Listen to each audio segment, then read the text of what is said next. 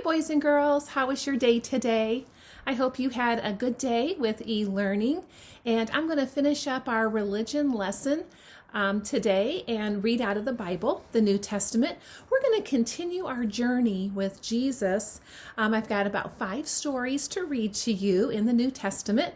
And Jesus continues to work his ministry, continues to just speak and to have people listen to what Jesus has to say about the kingdom of God. So it's great stories. So sit back, relax, and I've got 5 stories for you. Okay. The first story is the storm on the lake. It had been a long, tiring day. Jesus had been teaching and healing the crowd on the lake shore since early morning. Now the deep blue of sky and water was fading. Night was near. "Let's cross the lake," Jesus said. And the disciples thankfully climbed into the familiar boat and got busy with the sails. Most of the people began to drift off home. "Rest there in the stern on the cushion, Master," they told Jesus. With fishermen to sail the boat, Jesus was in good hands. His head had no sooner touched the cushion than he was fast asleep. Quietly, the disciples got the boat underway.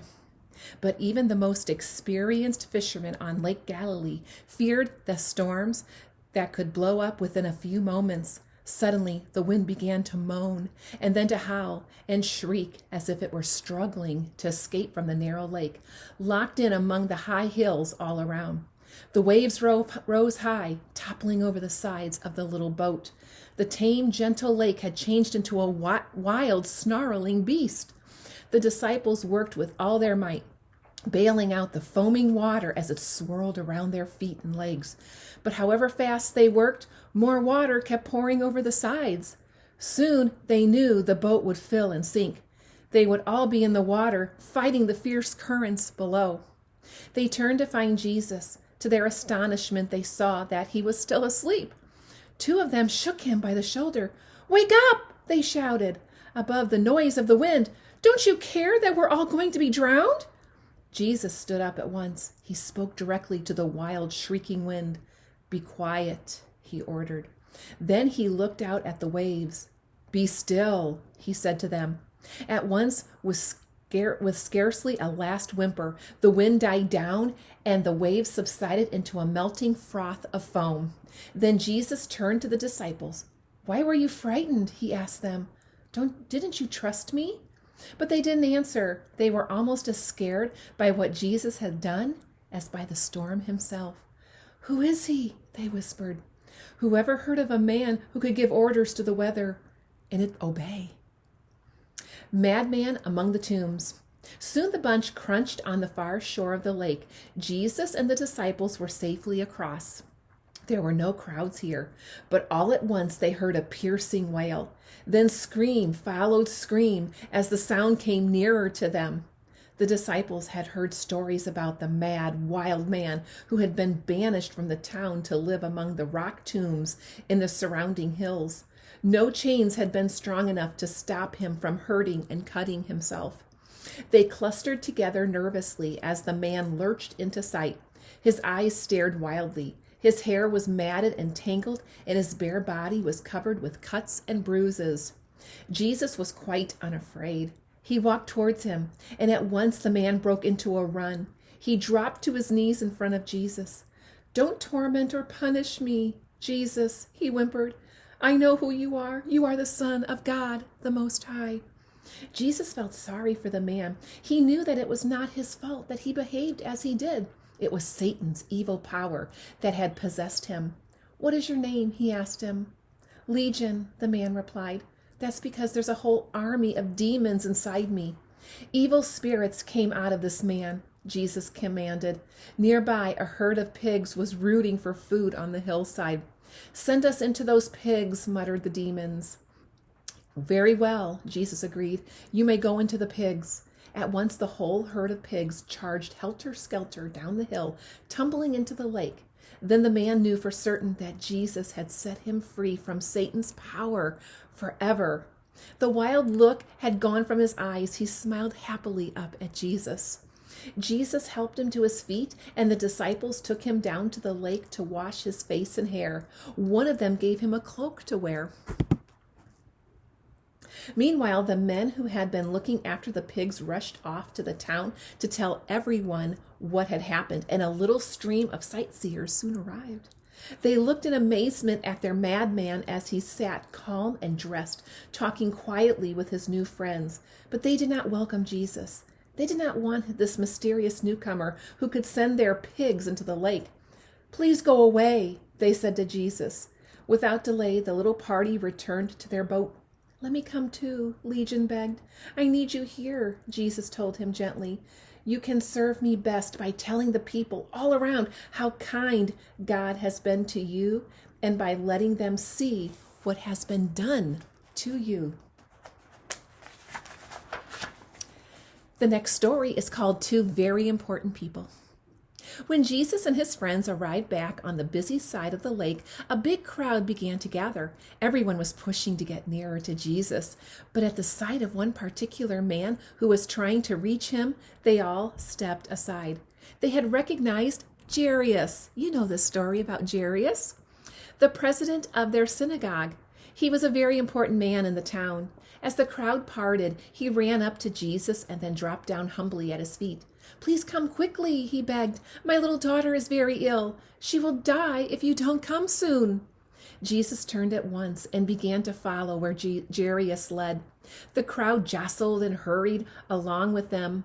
Jairus was looking back to make sure that Jesus was close behind. When Jesus suddenly stopped, "Who touched me?" he asked.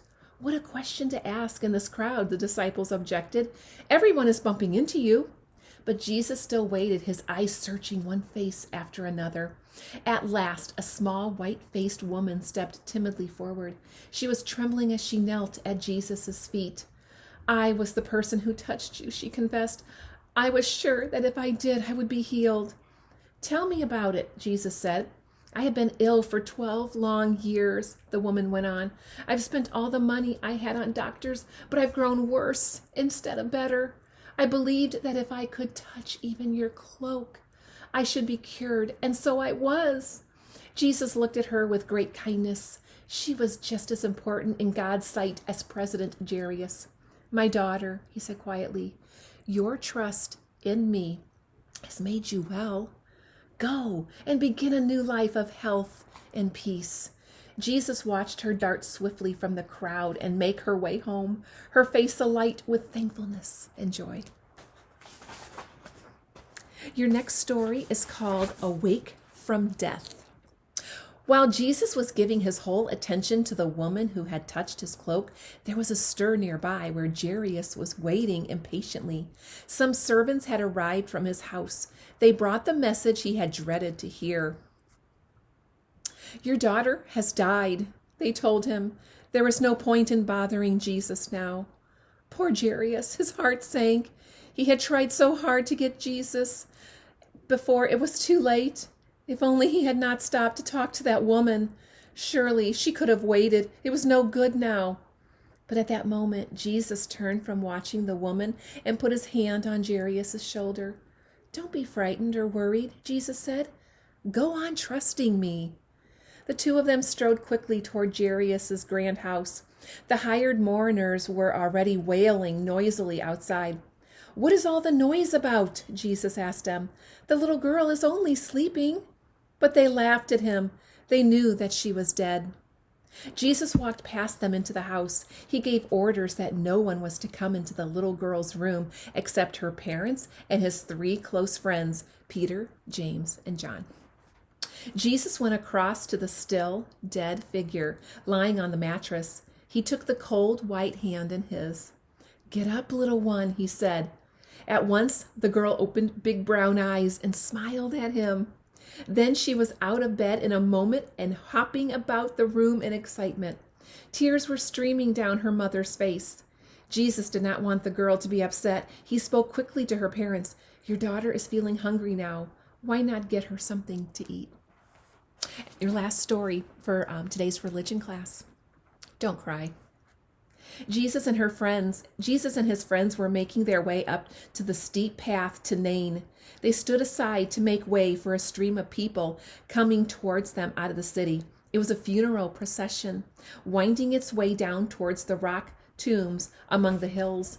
In front walked the mourners, some playing a doleful tune on their flutes while others wailed loudly. Next came the men carrying the stretcher on which lay the dead body of a young man. His mother walked beside them, her tears falling fast. Friends from the town followed behind. As Jesus looked up at the mother, his heart was full of sympathy. She was a widow, and now that her only son was dead, she would not have no one to care for her or provide for her. "Don't cry," Jesus said gently. Then he stepped across and touched the stretcher. At once, the men who were carrying it stood still. All eyes were on Jesus. What would he do next? The young man, he said, "Get up." Jesus said, and the man sat bolt upright, his face flushed with pink. "Who are you?" he asked. "What's happening? How is it that I feel so well?" Jesus took the boy to his mother and put his hand into hers. Everyone was talking excitedly. One pointed to the nearby town of Shunem. "Remember how Elisha brought a boy back to life there?" he asked. "Yes," his friend answered. "Jesus must be another great prophet like him." "God has come to us again and will rescue us from all our troubles," his wife added. They did not realize yet who Jesus was, but they saw God's love and kindness in all that he did and recognized that God was working through him to help everyone in need. He cared even for the poor people whom religious leaders ignored or despised. So boys and girls, that is 5 stories in the New Testament as we continue our journey with Jesus Christ, as we are eventually going to start making our way to where we are going to celebrate Palm Sunday and Holy Week. So I hope you enjoyed those stories, and just remember, God loves you, and God has everything planned out for you and for this world. Always, always, always trust in Jesus Christ. All right, boys and girls, I will have a few more YouTube videos for you that you will be able to work on in math, science, and social studies. So if you have any questions, please have your mom or dad email or text me. All right, boys and girls, I miss you. Take care, and I'll see you later. Bye.